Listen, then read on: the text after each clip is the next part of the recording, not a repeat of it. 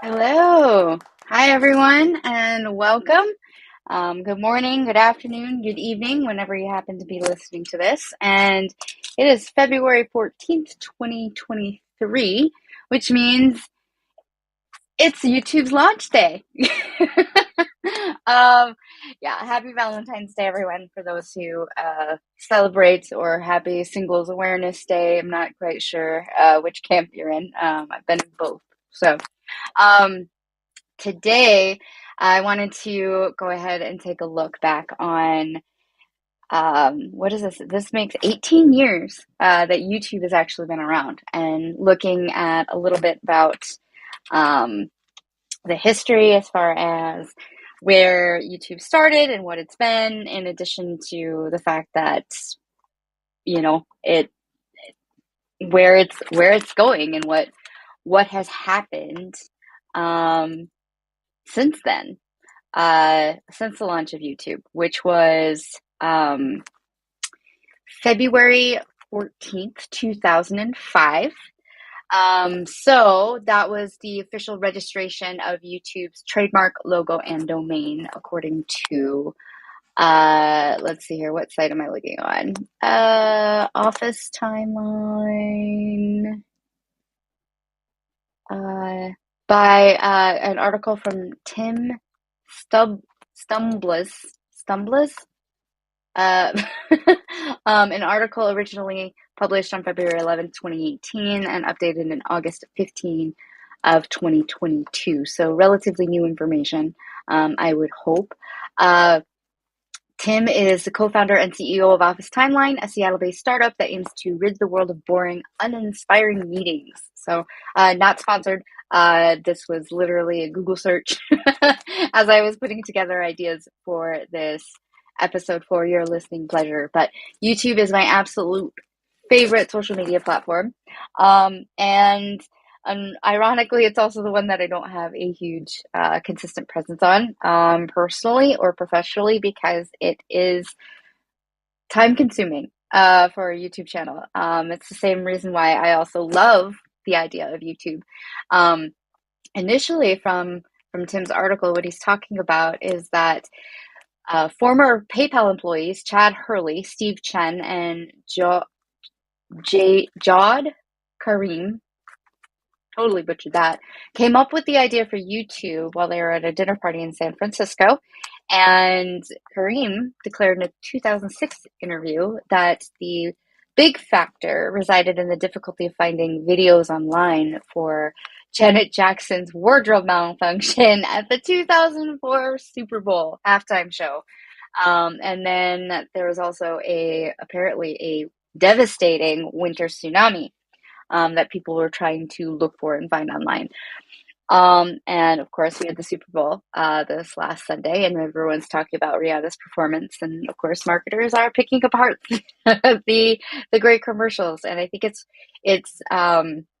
wow. To think that in 2004 we didn't have YouTube, and so the only way that you could find Janet Jackson's wardrobe malfunction was through still images and articles online. For those of you who are interested in that, go ahead and YouTube or Google it, and I'm sure you'll find clips now about what was going on then. But I think I do find that really interesting, and I understand from this, the high level concept was to be able to give people access to content, be able to find and replay clips of things that or that you can participate in. You either didn't have a way to record it or a way to record anything like that. But what I find really, really cool is that YouTube actually made it so that creators, could make videos themselves. Essentially, they made video production and quote unquote network television or film productions. They made it accessible because anyone with a camera and an internet connection could upload a movie, a short film, a video, if they wanted, and they didn't have to a network. They didn't have to. And that is why YouTube is one of my favorite platforms. Yes, it's a lot of work. Yes, it's time consuming, but opportunity that it created. And when people are asking me about YouTube, that's how I explain it to them, is that anyone today, can, with a cell phone that's relatively new, can have a YouTube channel. And back then, early 2000s, I think it was a little bit more forgiving in the aspect of, people were looking for flashy transitions or, 4K replay or, animations and things like that. So you could just have a raw video and upload it. And of course, back then we didn't have 4K. So it was just, I can imagine the wild, wild west days of that. And it's so interesting to me. I've shared this story briefly a couple times with people and on Instagram Reels, was that I had a love for video production and video editing and film. I really, really wanted in so I was 11, 12 years old. So that was 1998, 1999, really, really interested in that.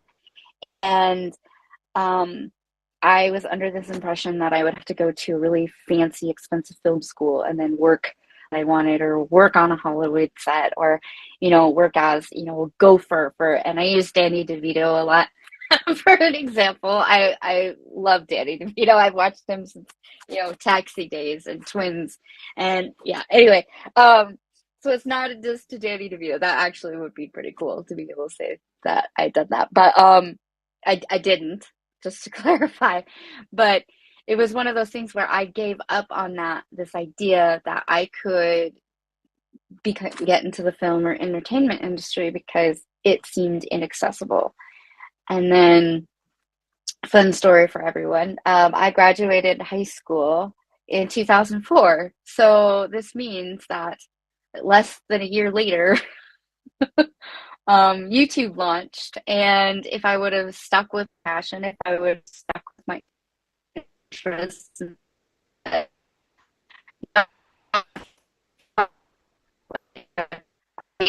a way to do this. I think things professionally, at least I like to think, would have done for the adults. Financial obligations come into play, and then you can't really pivot as easily because you got rent or a mortgage, groceries, family, that kind of thing. But it's still on a wish list for myself to have a YouTube channel. Um, but it's understanding that world and knowing, okay, yeah, you do have to plan and you do have to edit and you do have to know what kind of content you're going to produce. And it's about all of the things that I talk about with my social media clients too. It's about strategy and intent. Like, what are you doing this for? Why are you doing it? Um, and in the early days of YouTube, so I watch a lot of OG YouTubers who are my age, and which also is, just another personal sting to that situation, because I'm like, yeah, I could be there right now and have, you know, 5 million subscribers and brand deals and all of these things, right? Um, but I listen to these YouTubers and they're like, Rachel Loves Life is one. I actually found her because she has a channel where she tests cooking gadgets and recipes and things like that. And she and her husband, like, I love their videos, I love their content. You should actually go look for them. But that's her secondary channel. Her first channel is she's actually hit into she's a beauty YouTuber. And which is not something that I have any interest in at all personally. So that's why I didn't find her in my feed. But she's an example of someone who has been, they made videos. The point is, just to catch us up to that point, April 24, 2005, the first video was posted. It was 18 seconds long, so ahead of its time for short form video. So it was apparently a short clip of co-founder Kareem standing near some elephants at the zoo and describing the really, really long trunks. So the video is called Meet Me at the Zoo, and I'm just going to click on this here and see. It currently has 256 million views uh,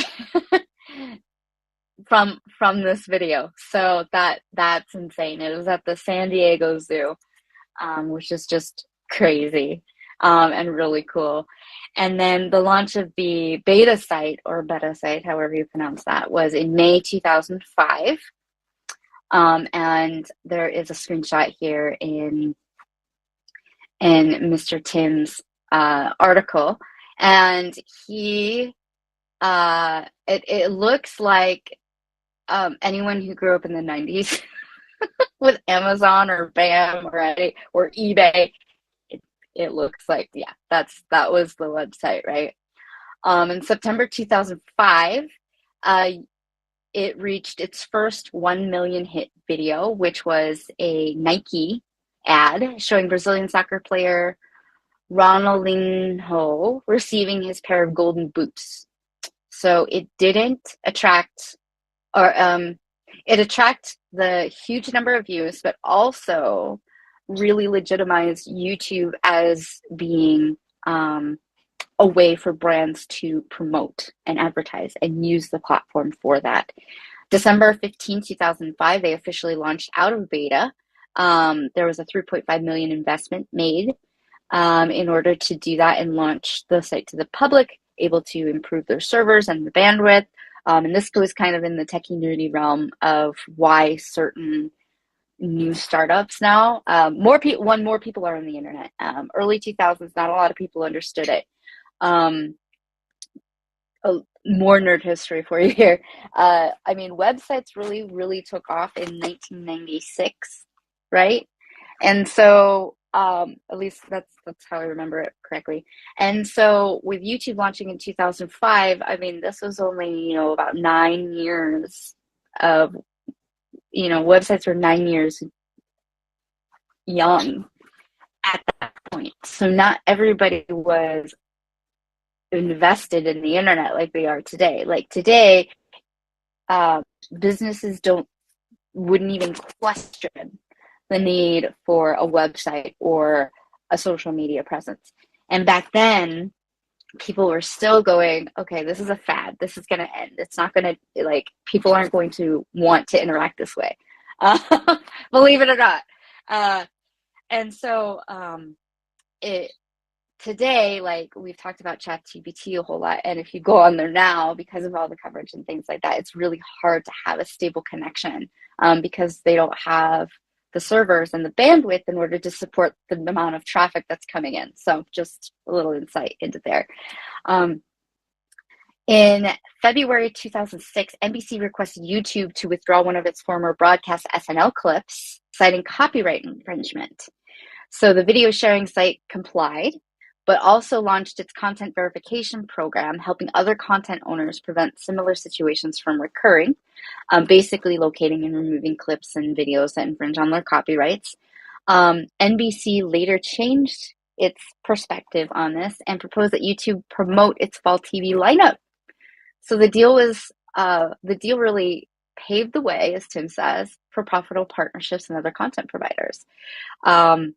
And in October 2006, Google purchased YouTube for $1.65 billion. So here's like, how many of you knew that Google didn't create YouTube? They bought YouTube.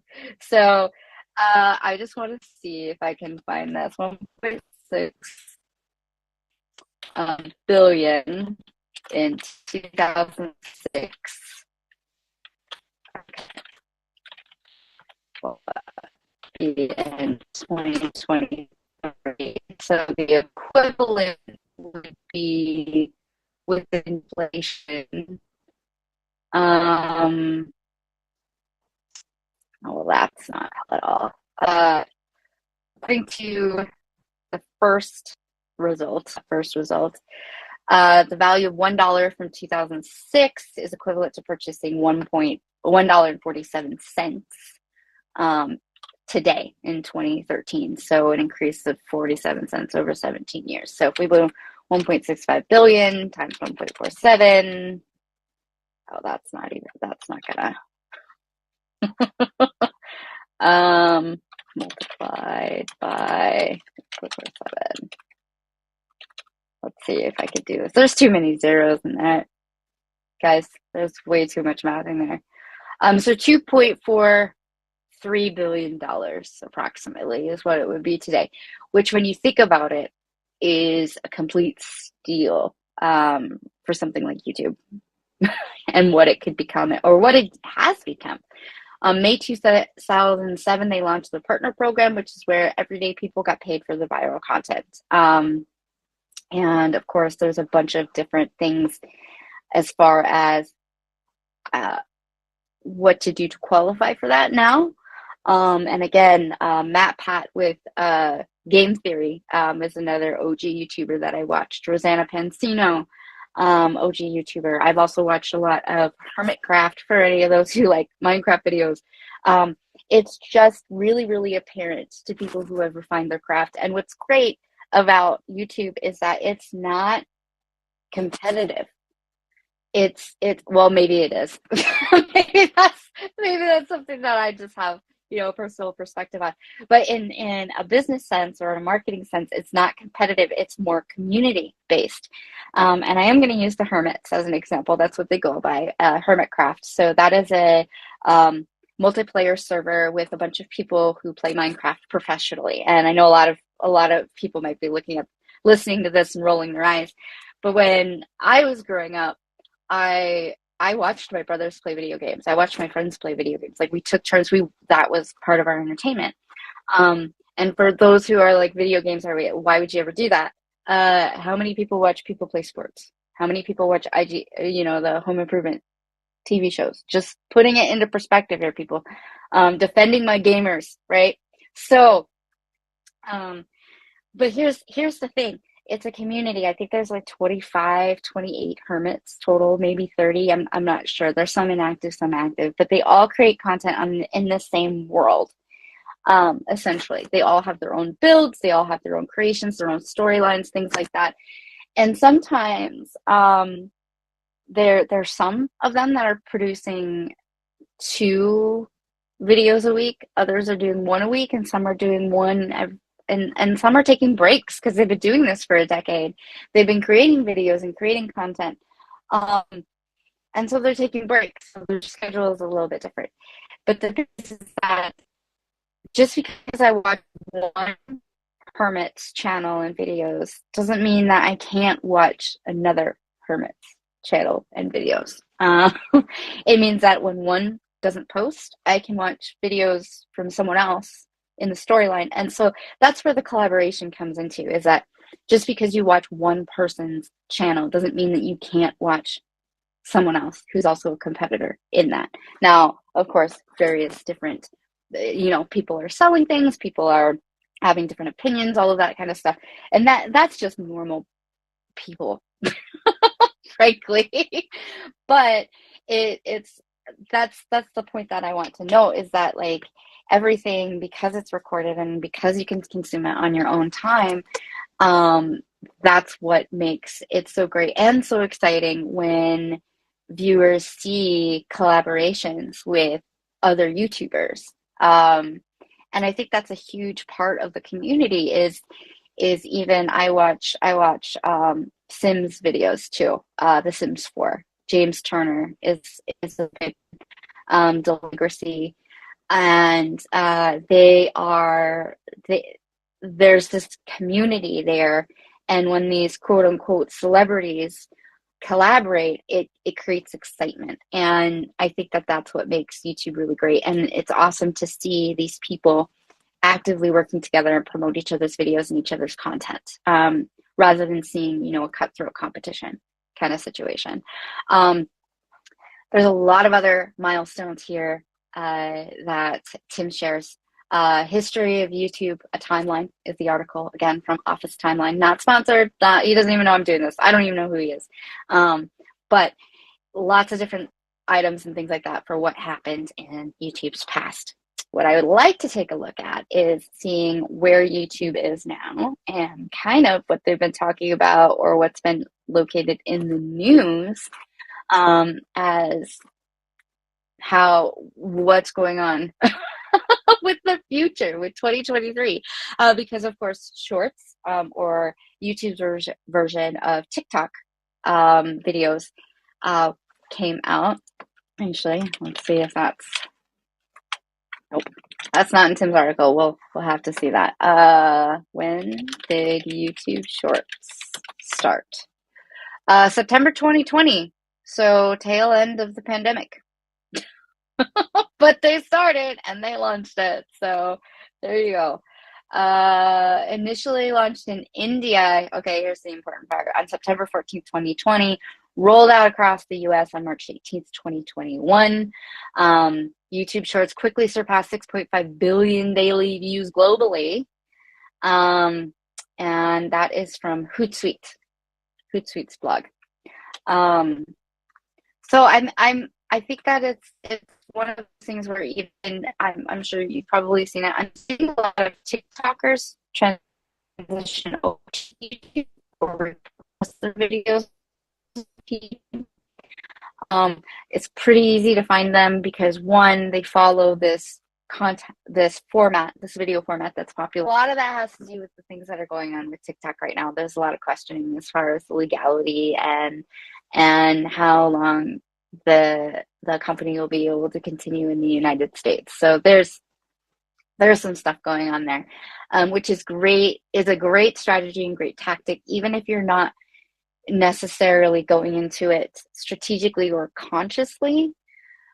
Maybe you're just looking to grow as a digital creator or as a business, but having your content on multiple different platforms is going to get you exposure to different people, because attention is today's currency. I think that was something from Gary V that I had heard and completely agree with, because yes, you can watch videos later. Yes, you can check out stuff there and you can save things for later and review them and stuff like that. But there's only so much time people do have. So in a way, there is that competitiveness between social platforms and who's going to get your time, going to get your attention, right? And so with that said, the more platforms that you are, you. An example is, yes, I have a TikTok account, but I'm not necessarily active on there as some other people may be. I'm on YouTube every day, all day long on YouTube. So if you have Instagram Reels, if you have TikToks, if you have idea pins, if you have Facebook Reels, any of that stuff, and you end up uploading it on YouTube, you're gonna find someone like me, right? So just a little perspective there. Let's see here. So I get these geek out news alerts on WhatsApp from someone who gives me just all kinds of updates all day long about Facebook and YouTube and everything else that's going on. It's really, really handy for even outages, so I can let my clients know that everything's fine. It just went out. So new YouTube resources that are coming or that were added. One of the things that I think that people are going to be excited about is that YouTube is officially adding an option, or maybe you've already have this on your account. Look at comment responses and update comments in shorts. Essentially, the comment reply or the short reply, that video. Okay, what do I want to call it? So TikTok, you can reply to a comment with another TikTok video. Yeah, coming. Let's see. Find comments that have received replies. Interact with shorts creators. A really long YouTube video, they're just there for shorts to gain another audience. They're working on their personal brand. They're a digital creator. That's what they do. So I think that is really beneficial that they're focusing on this. And I think one of the big parts of this too is that TikTok has specifically said that they are going after YouTube's audience, right? There's that competitiveness, that attention piece. And so with that, I think YouTube is going to, well, one, of course, stay number one, or number two as you know, the largest search engine. Google's number one, by the way. And it looks like the let's see here. With the new update, commenters will receive a notification when a creator replies to the comment with a short, while the comment sticker is also now tappable, and viewers can watch the original short or the long form video that someone commented on. So that's really cool. This is rolling out on iOS first, so you know, Apple users, you get it first, and then Android, quote unquote, soon. So we'll see when that happens. And then something to keep in mind though too, I mean, according to where did they get this from? I'm trying to source the information so that way it's actually something that's verifiable, right? No. Yeah, according to YouTube Press, YouTubers are watching over 1 million hours of content daily. That's a lot. That is a lot. And part of that I want to put into perspective too. When they say watch, there's a lot of times when I'll put a YouTube video on and it's just background noise. So, I treat it like a podcast. I'm not necessarily watching it like a video or an episode, but it is background noise. It's information. It's, friends collaborating and joking around, things like that. Um, According to Hootsuite, at least as of their Global State of Digital 2022 report, YouTube has 1.7 billion unique monthly visitors. So that's huge. Let's see here. If we look at TikTok's daily average viewers, the app has 30.8 million daily active users via iOS as of December 2021. On iOS, Android has 14.43 million daily active users, so 45 million users daily. YouTube,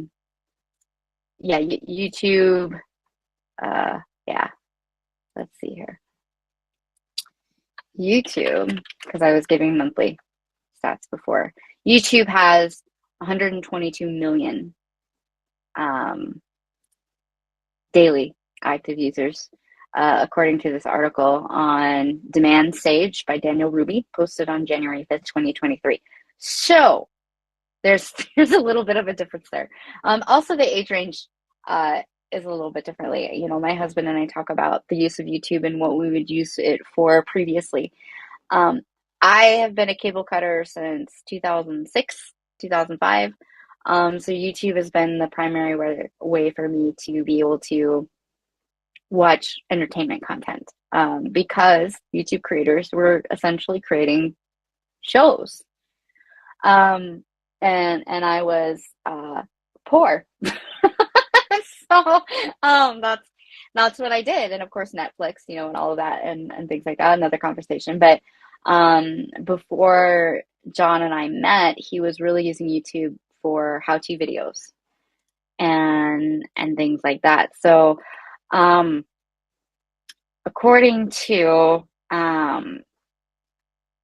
let's see here, a Google search from Mini Tool YouTube, 12 popular channels, channel ideas or industry ideas: gaming, makeup and beauty, reviews and unboxing, ASMR, vlogs, health and fitness, prank and challenges, music, parody and comedy, tutorials, how-to and DIY, and then educational. So I think that it just depends on what you're looking for. I don't necessarily think that this is content that my parents would see, but it is one of those where if somebody wanted to create their own television show and put it on YouTube, they could do that. They wouldn't have to go to ABC, HBO, Netflix, any of them. They could just do it.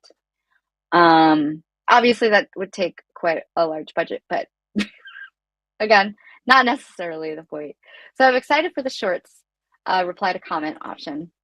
That's going to be really cool. It's another level of engagement, which is important on social media, right? The more that social media is meant to be social.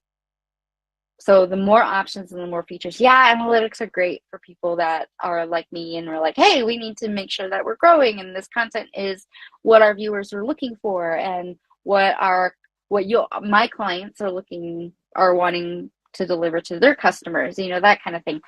But the more that you can engage, the more that you take the time to engage with people, the stronger the community and the better overall social media experience that you're going to have. There is a new way for advertisers to buy cost per hour masthead ad. So let's see what this was. This was launched. When was I told about that? Well, let's just pull up the article, actually. Quick flapping about. So February 8th. So what this is essentially it's when you log into YouTube and you don't have the premium prescription. It's the big top screen area of the YouTube landing page.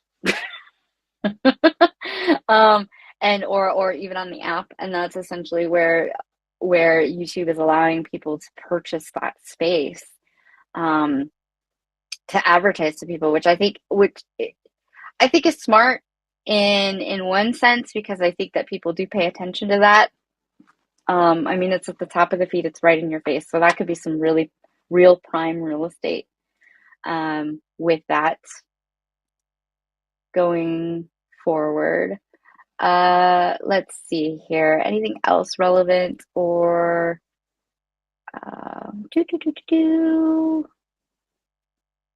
yeah, so the US had or India had blocked or banned TikTok. And so of course Instagram and YouTube have seen significant traffic. Let's see here. Looking for the updates else that are worth talking about. There is going to be a creator music feature, which will allow creators to license music through YouTube. That I think is going to be pretty big, honestly. With stream needing quote unquote some help there. So creators can purchase songs from popular artists to be able to use that, or indie labels to be able to use in their videos. So I think that is really important. It's also going to allow creators to purchase music after uploading their video, giving them more control over the content and the income generated for it. The benefit from that, too, as someone who would use the music, is that you're not going to receive any copyright strikes. YouTube should have a record and be able to track for that audio and that it was a legitimate purchase through you. Also introducing the ability to add multiple audio tracks to videos. So that's pretty cool. New community tab changes coming up.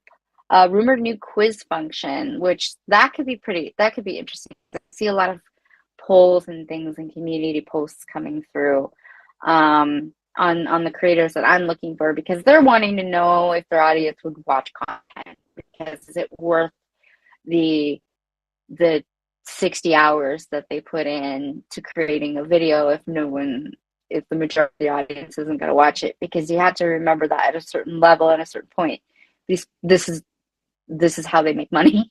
So they have to make sure that they're using their time wisely. There is the addition of a research tab that actually came out in 2022. So if anybody has a YouTube channel and they've seen that roll out, I'd love to hear more about that. It's currently only available for a few select countries. Again, rollouts. Expected to become available to everyone in the near future. Let's see here. There is apparently going to be a new YouTube Partner Program terms and conditions. So FYI to that. I'm not going to go into the details of that just because there's a lot that goes on. However, one of the important things is that creators will start to be able to gain revenue from their shorts videos. And I think this is important to note because when I attended VidCon in 2018, I think that was 2018, 2019, there was a specific time slot or length of video that was being recommended. So short, the takeaway was you want your video to be at least 12 to 15 minutes long, because at a certain point in your video you could choose when an ad was going to pop up. So for creators that were looking for more of a traditional television format to their video content, they could have a commercial break announcement, that kind of situation, instead of it just like coming in the middle of who knows where. But because of that, and how previously YouTube's monetization worked, it's based on subscribers, it's based on view time, it's based on view counts. There's a lot of different things going on here, and I think that is interesting. That not interesting. I think it's really, really good that they are incorporating the shorts monetization module. because frankly, it is going to in the as social media platforms compete with each other, not necessarily creators competing with each other. That's different. That's a different dynamic. But as influencers from Instagram and TikTok are looking for another way to monetize, or they're looking for new audience exposure, or they're looking to convert their people from TikTok to other platforms, uh, they should be paid for it. And I think that would be actually an interesting topic to delve more into. And I think that's going to be a future episode, is comparing the monetization programs between each of the platforms, what the requirements are, what you actually get paid. And so, which, if you were looking for your business or for yourself, your personal brand, to be concentrating on a platform, where would you want to start? Where would your biggest bang for your buck be? And that's taking a very financial forward approach.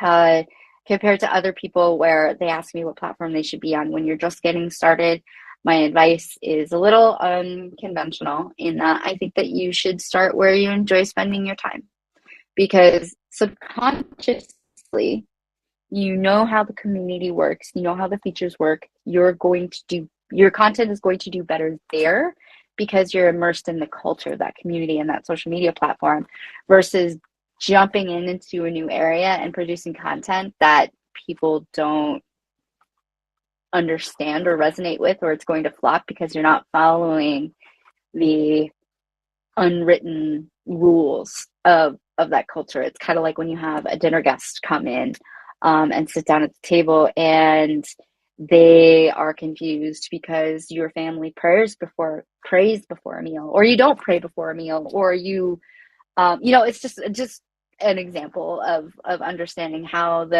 interactions are supposed to go and what's acceptable or what's not, that kind of thing, blah blah. And so yeah, anyway, ad shorts ad revenue sharing begins February 1, so earlier this month. And if you haven't already, you need to go ahead and if you're monetizing on YouTube, or looking to remain in the YouTube partner program and continue monetizing on YouTube, all monetizing partners have until July 10, 2023 to review and accept the new terms. If they don't accept those terms by that date, the channel will be removed from the YouTube partner program, and monetization agreement is with the previous qualifications and haven't necessarily been active on YouTube or have taken a hiatus.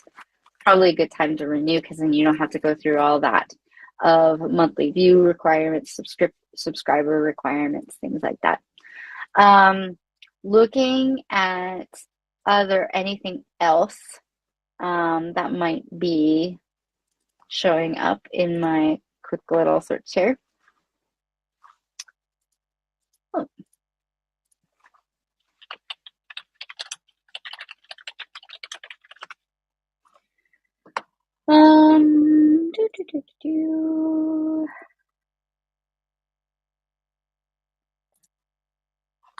I think that's all that I have for right now, at least everything that I can currently find. As far as tools and features, and those things are going to be there's constant changes announced all the time with social media platforms. So if you're interested in keeping up to date more frequently or more actively, be sure that you find me on Twitter. You can also comment down below any questions or feedback. FYI, this is being simulcasted to YouTube, as long as this did what it was supposed to with Fireside casting. If it didn't, you can find me on Twitter. Ashley Smith IRL is the username. I'd love to hear from you what you thought about this episode, if you'd be interested in a monetization program comparison, any other topics that you have interested in, or if you learn of different YouTube or social media updates that are coming down the pipeline, or something interesting that was announced. I'd love to hear it. I want to thank everyone for joining me who is live here on Fireside, and for everyone who's listening to the replay.